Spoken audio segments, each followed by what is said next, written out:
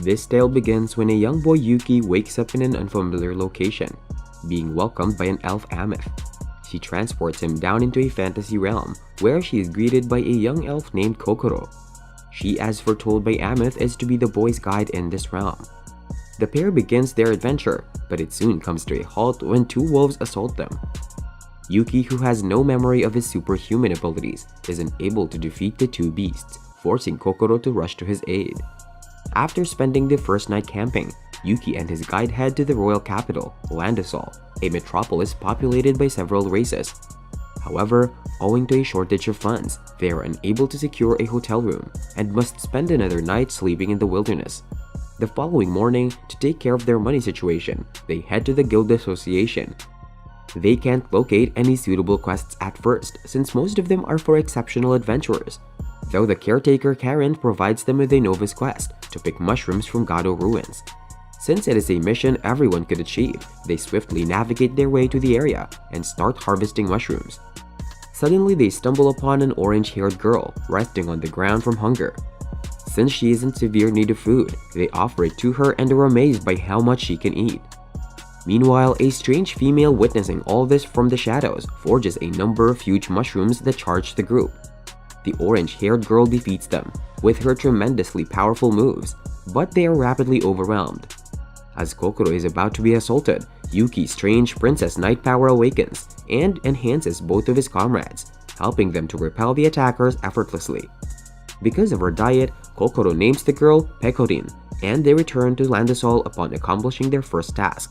The following day, while eating breakfast in a hotel, a guy approaches them and begins offering them bizarre ideas for forming a guild.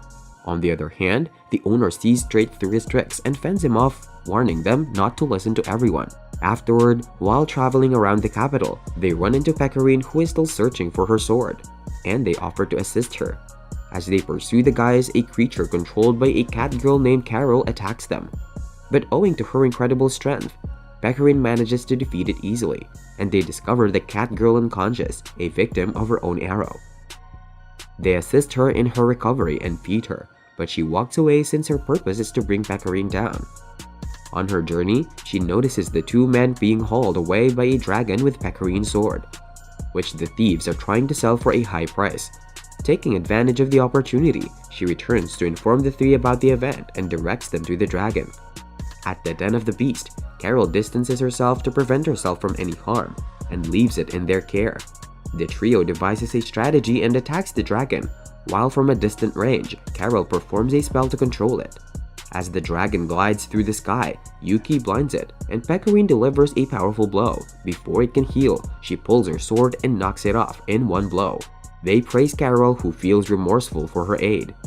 Later, as the four are eating, the idea of forming a guild is proposed, but she rejects it. The cat girl pursues Pecorin in pursuit of her weakness, but quickly discovers that she is simply concerned with food. While spying on her from outside a restaurant, she encounters Yuki and Kokoro, who welcome her inside, and the trio then joins the glutton. After forcibly feeding her bug cuisine, the elf takes out the guild application, but the cat girl rejects her once again. The following day, they find that Pecorin gets employed by the master to work at the restaurant because of how she enjoys the hidden menu, nicknamed Bug Cuisine. The cat girl also enters the restaurant, but with fresh instructions from her master to watch rather than assassinate the glutton. During the day, however, the restaurant is besieged by a monstrous guy who criticizes its bug cuisine, but Pecorin and Carol work together to quiet him, and the glutton knocks him out. After the job is completed at midday, Carol reluctantly agrees to create a guild, and a 4-person team is formed under the name Gourmet Guild. They come to their guild house with the intention of exploring the gourmet world and enjoying meals. Unfortunately, it's dirty, but with no other choice, they undauntedly resolve to clean it up. Pecorin begins preparing a table for them to dine on, while Kokoro goes shopping in town. While at the market, she encounters the manager of the Sarandia orphanage, Saran, who offers to assist her in bargaining, and her maid Suzume. She requests that the maid transport the little girl's stuff to the cart, but on the way, they too wind up being lost in a dark wilderness, and afterward, they stumble upon Lima, a weird llama girl who promises to aid them.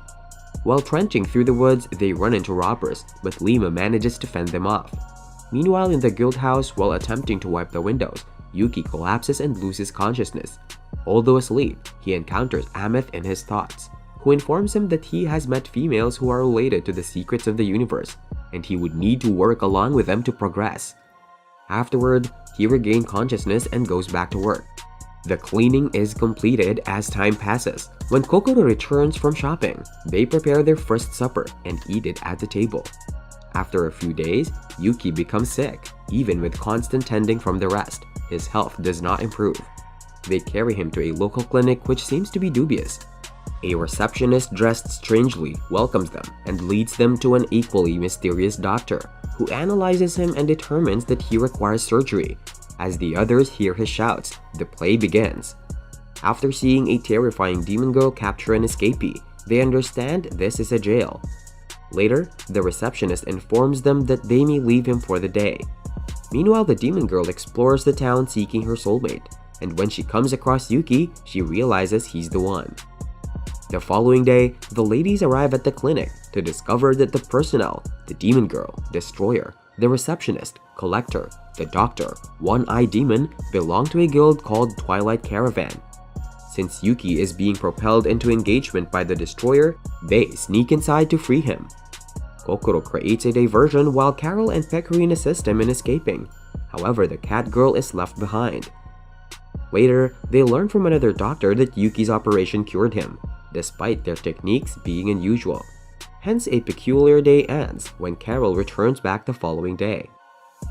The Gourmet Guild obtains a new task to assist Tarum village in cultivating a spice. Thus, they set off towards the hamlet. But a weird occurrence is taking place there, as folks are disappearing owing to unknown entities dubbed as shadows. On their voyage, Yuki is once again abducted by a monster, but this time, he manages to save Aoi, a shy, lonely girl who believes that he is also a loner like her. But she is discouraged when she meets his guildmates, although she accompanies them to the village since she's a member of another guild forester assisting with a harvest. When they arrive, they discover that Elizabeth Park residents are also assisting. In the settlement, the group encounters a mysterious flying girl, Hatsune from the forester, who is searching for her younger sister, Elizabeth Park. In some other place, the shadows are attacking the other Elizabeth Park members, including Shiori, Hatsune's sister, and Lima, Kokoro's partner.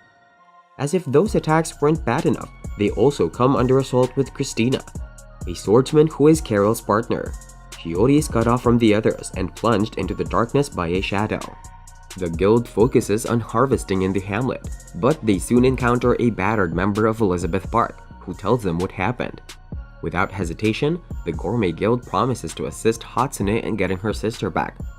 Christina meanwhile begins walking towards the settlement with the shadows. The guilds venture out to find the monster, but Hatsune is shot by her sister, who is being influenced by a shadow, and she is left devastated. On the other hand, Carol questions the leader's orders, and just looking at Pecorine makes her feel guilty. Shadows suddenly assault the community, and the glutton fights the monsters, but she finds it difficult to face Shiori's arrow since Carol is still questioning herself. Meanwhile, Yuki and the others are assaulted and overcome by Christina. Amidst the conflict, he loses consciousness, enabling him to encounter Ameth, who assists him in releasing his Princess Knight power. Thanks to his might, the others manage to put up a resistance against Christina, but upon getting her to fail, she departs. They return to the village in a hurry, but Pecorine is up against a brick wall, not wanting her friend to perish. Carol eventually makes up her decision and assists her in combat. Soon, Hatsune appears and assists her sister in getting rid of the shadow within her. As a result, the protracted conflict ends with the two sisters reuniting and the glutton exhausting in the cat girl's arms. The guild continues to accept tasks as time goes by. Carol recalls the fresh instructions she got from Her Majesty to monitor both Yuki and Pecorine. They visit the guild association to start a new quest, but they come across an odd poster from a trio of tiny girls, Mitsugi, Mimi, and Kyoka, who are searching for a master to educate them about guilds. After hearing their excellent purpose of assisting Landisol, the committee agrees to accept their plea and devise a strategy for the youngsters. The following day, they give the three a treasure map and leave Yuki to guide them, but unexpectedly, he is unable to direct them, and they begin to stray from the straight route towards the monsters. As they travel, Carol and Kokoro keep caring for the creatures in their way. But it's all for naught when a massive bird abducts Yuki and the trio rushes after it. However, the bird is just too powerful that they immediately lose consciousness. Luckily, Pecorine takes good care of it, and after the girls awaken, they assume that they killed the beast. And the prize is a bird's egg that hatches into a chick. As a result, a fun adventure comes to an end. Kokoro succeeds in winning a lottery, and the Gourmet Guild travels for a beach resort holiday. They are reunited at the beach with Saren and Suzume from the Sarandia orphanage, who operates a dessert snack hut there. And the reason it's desolate is that a neighboring snack hut managed by Akino is luring customers away with their taiyaki. Saren's friend, a competitor, Akino asks her to work for her, but she refuses. Not intending to lose, the Gourmet Guild teams up with her to find a new featured menu item. They continue looking until the mythical squid meets their stare. The guildmates easily beat the monster together. Carol proposes putting grilled kraken on the menu, which is a tremendous hit. Customers pour into the hut, Akino confesses defeat, and the two agree to collaborate equally. As the guild members plunge into the water, Kokoro gives gratitude to God for introducing her to these people and allowing her to experience such a big universe. Kokoro and Yuki go over to Pecorine's restaurant to give gifts, but they're horrified to hear that the master has been possessed by a ghost girl, Miyako, to cook her some pudding. Shinobu, her fortune-teller friend, walks in and is fascinated to see that Yuki can see the ghost despite being invisible. Hence, she invites him to the house of their guild, Diablos, to assist in the complete resurrection of their leader, the legendary vampire, Ilya, who is trapped in a crystal that causes her to turn into a child if she leaves. A legendary entity that formerly battled humans, monsters, and elves is now so weak that her own servants assault her. Yuki assists her, and somehow, his strength spurs her to go back to her former shape, but not for long. In the process, he ruins Miyako's pudding, and she takes possession of him in rage. As a result, to rescue themselves, the Gourmet Guild works on creating a pudding, which Pecorine manages to cook deliciously. But the secret ingredient, bugs, knock her out. And thus another strange tale comes to an end. The shadows have begun to materialize in the capital, prompting two women from a pocket dimension to investigate. Meanwhile, Pecorine destroys Carol's plushie in the guild house.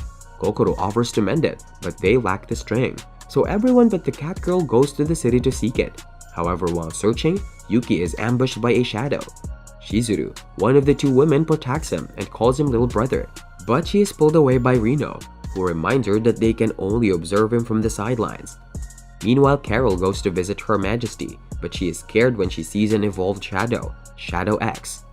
Still failing to discover the thread, Kokoro and Yuki pause to eat while she's out chatting with his sisters. He suddenly disappears, prompting them to search for him all over the town. Eventually, they headed to the guild association to put up a flyer, but they happened to run into him there. He was probably on his journey to get Rainbow Silkworm to mend Carol's plushie. Shizuru and Rino are relieved that despite his memory loss, their sibling remains the same. Back at the guild house, the dejected cat girl is relieved to see her friends return with their plushie repaired. A new mission has been introduced, including battling a creature and preventing items from entering the market. The guild agrees and defeats the monster thanks to Pecorine's drive. The people are grateful to her, and they all go to eat crepes, only to discover that it's operated by Yuki's sister and the red-haired woman Labarista, who is glad to see her brother and offers the guild free crepes. That night, Yuki gets a vision and encounters Ameth, who informs him that it may be the future or even the past and wishes him success. The following day, while the guildmates wander the city, it's assaulted by Shadow X. To rescue the humans, Pecorine confronts it, but even her finest assaults don't cause much harm. Carol isn't able to fight Her Majesty's minion during the assault and is attacked by it, but Pecorine risks her life to rescue her. She musters all her might to unleash a massive strike, but it stands tall. Yuki gets in the way and attempts to ignite his strength, but fails. Carol tears up, pondering why she protected her. Labarista utilizes her magic to rescue them. She transports Yuki to her pocket dimension, teleporting the girls to a momentary Landisol castle produced by her abilities. Inside the chamber in the castle, Kokoro observes a picture of Pecorine. The girl confesses to her that her real name is Justiana von Astria, the nation's lost princess. She narrates her story to Kokoro and Carol, who listen in from the outside. She used to live happily as a princess, but her family wanted her to experience the country for herself. Thus, she set off on a voyage to discover the continent. When she returned, no one recognized her, not even her parents. A beast woman had taken her identity as Justiana and forced her to flee the castle. She then met her colleagues but never revealed her name to them, out of concern that she would be abandoned again. Kokoro comforts her crying companion by assuring her that her guildmates will never forget her. When Carol hears this story, she confronts Shadow X, who emerges in the palace. Meanwhile, Labarista reveals to Yuki how the shadows are formed by a certain person, namely, the counterfeit Justiana, and how the conflict between his own will and hers is why this world exists. She shouts that she may have overexposed, but her guild Labyrinth would always safeguard them, and he promises to defend his friends. When Carol kills the monster in the castle, she chooses her guild above her master. Pecorine and Kokoro join the fight, and Yuki enters through a portal created by Labarista. The guild defeats the monster and saves the day. Then, they return to the city.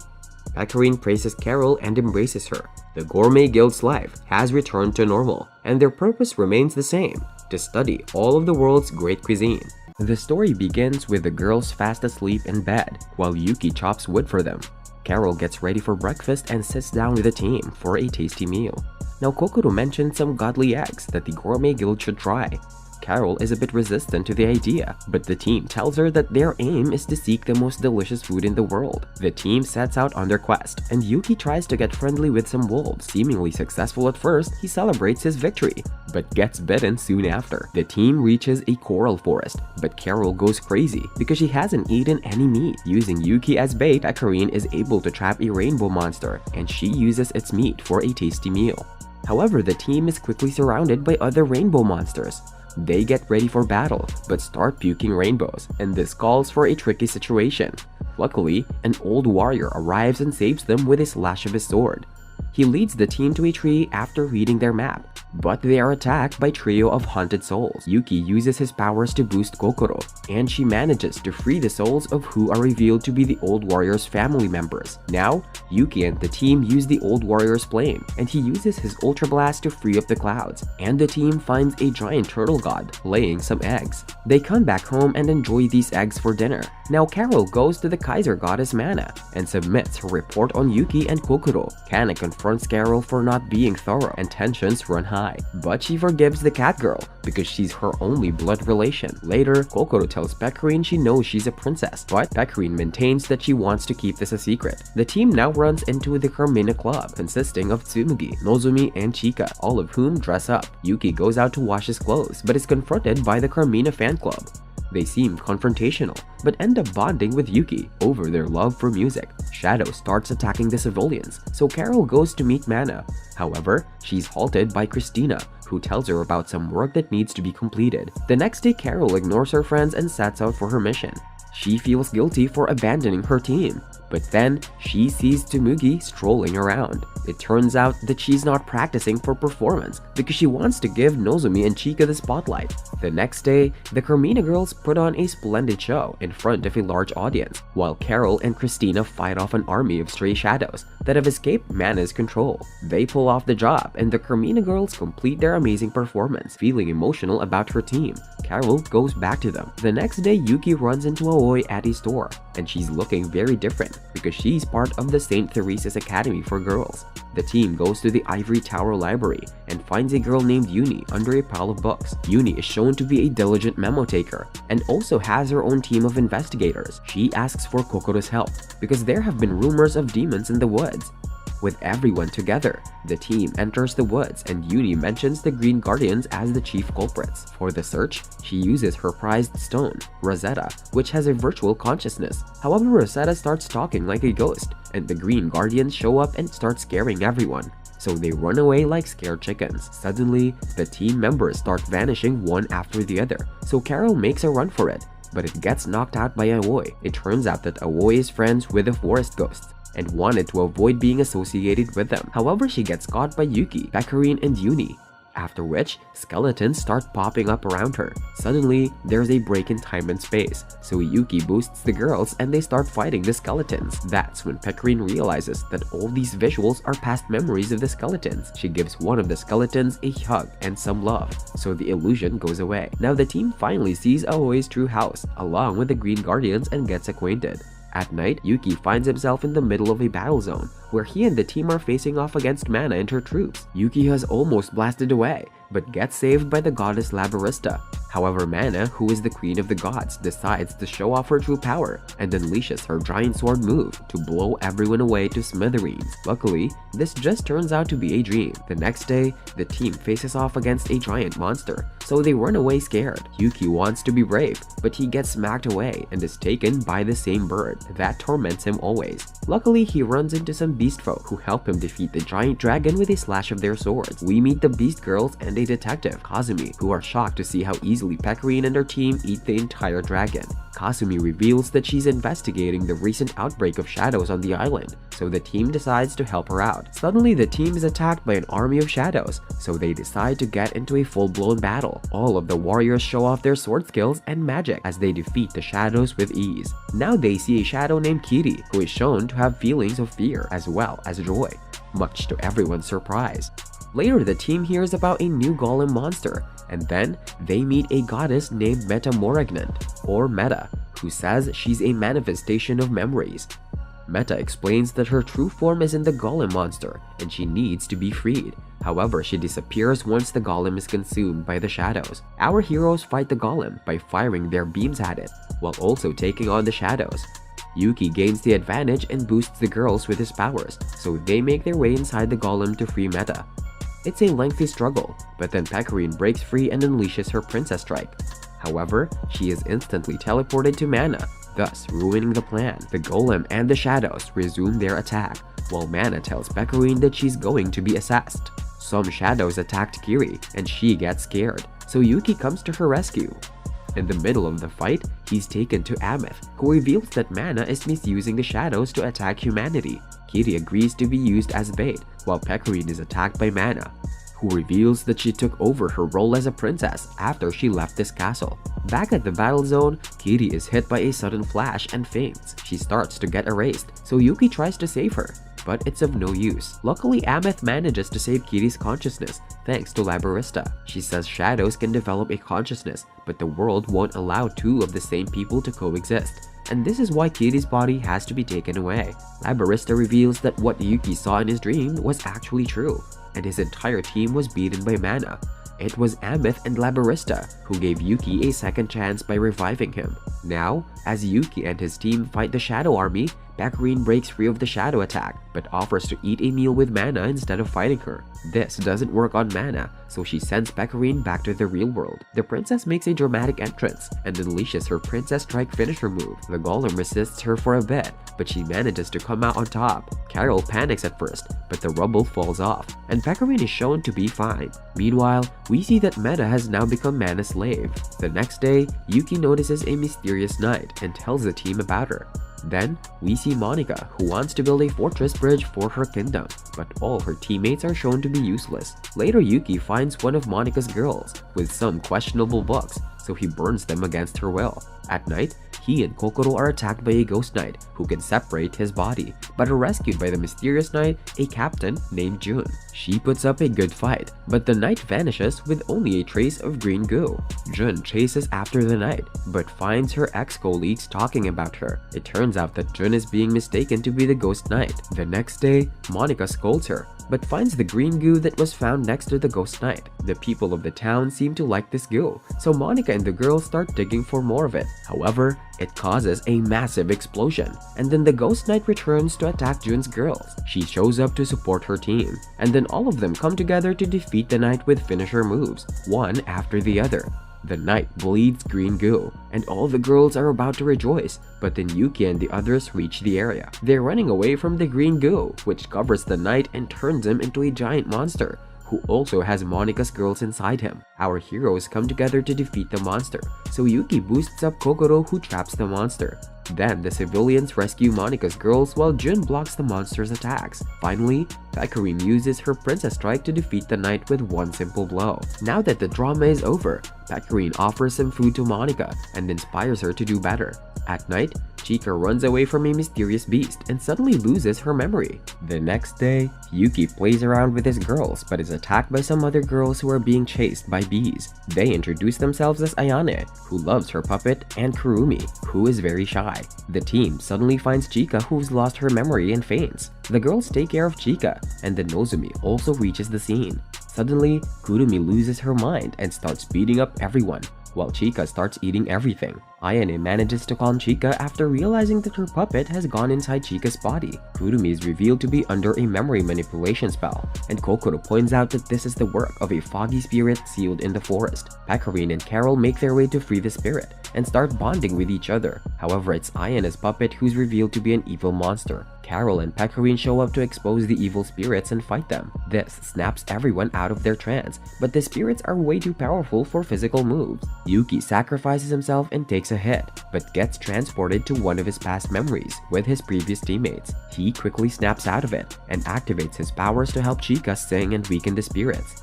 The spirit transforms into an overpowered dragon, but the team works together to beat it with a powerful flash of light. Kokoro goes to deliver some letters, but the post office gets robbed by some goons. She has to get the letters back, so she joins a couple of girls who also wants to recover their letters of recommendation from their teacher Lo.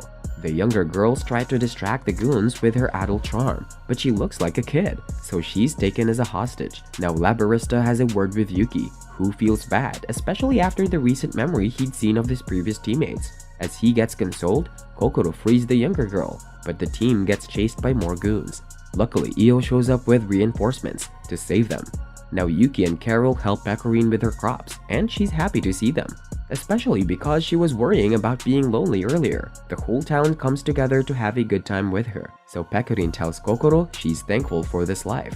She also promises to reveal her true identity to Yuki and Carol. However, she backs out of it when she sees Carol. Mana is shown to be suffering from some sickness, so Carol tends to her. Mana thinks back to what Pecorine told her, so she decides to have a meal with Carol. The cat ladies enjoy their goods, but then Mana goes to confront Jun, who has found Meta in her frozen form. Yuki and the others have a blast at the local festival, and then he tells Labarista once again that he will make sure he keeps his friend safe during this lifetime.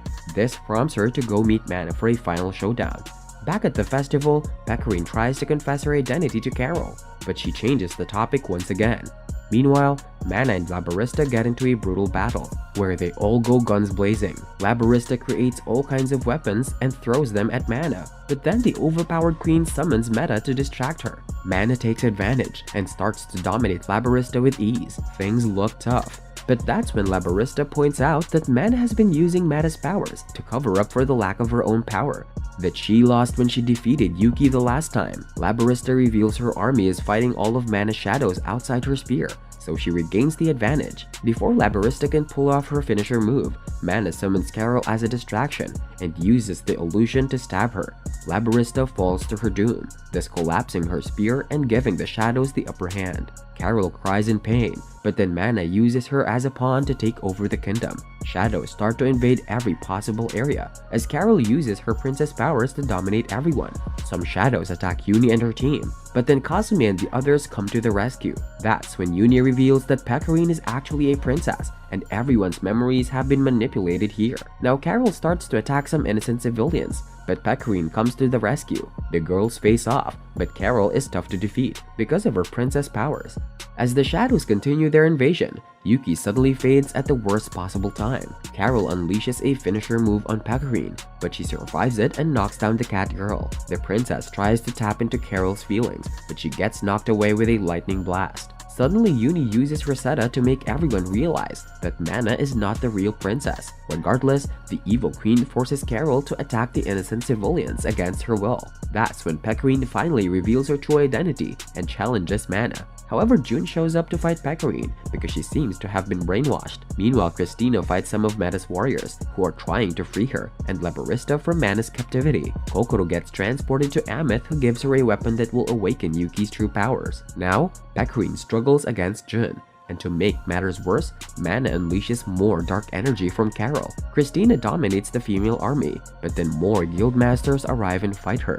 Despite this, Christina uses her ultimate offense and regains the advantage. A fighter girl tricks Christina and is about to free Meta's true form. But then, a mysterious demon woman awakens, who also looks like Mana. Back to the fight, Pecorine is motivated to save Carol, so she gives it her all and pushes her limits to break through Jun's defenses and defeat her. Realizing her mistake, Jun sides with Pecorine and they combine their powers and skills to form an ultimate combo that defeats Mana once and for all. However, she is revealed to be a shadow, and then the real Mana arrives with Meta and Labarista as her slaves.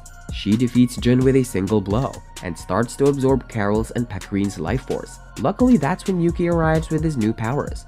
He frees the girls, so Pecorine uses her Princess Strike on Mana, but struggles against her. Yuki boosts her up and is able to block Mana's blows to give her the advantage. Pecorine delivers another Princess Strike, but Mana survives it thanks to Meta's and Labyrinth's powers. She unleashes an overpowered knife attack on the team, but Carol protects them. She tries to show love to Mana by offering a meal, but the evil queen simply attacks the team once again. However, Yuki unleashes his true powers and blasts through Mana's barriers with nothing but sheer brute force. This allows him to destroy her hold on Labarista and Meta, and the goddesses join in to defeat Mana. However, the Queen of the Gods doesn't want to fail, so she sacrifices herself to the shadows.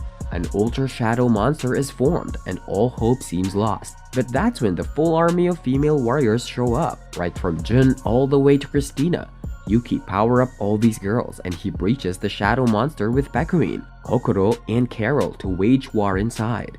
An intense display of power follows, and Yuki combines with Pecorine and Kokoro to land the opening blow.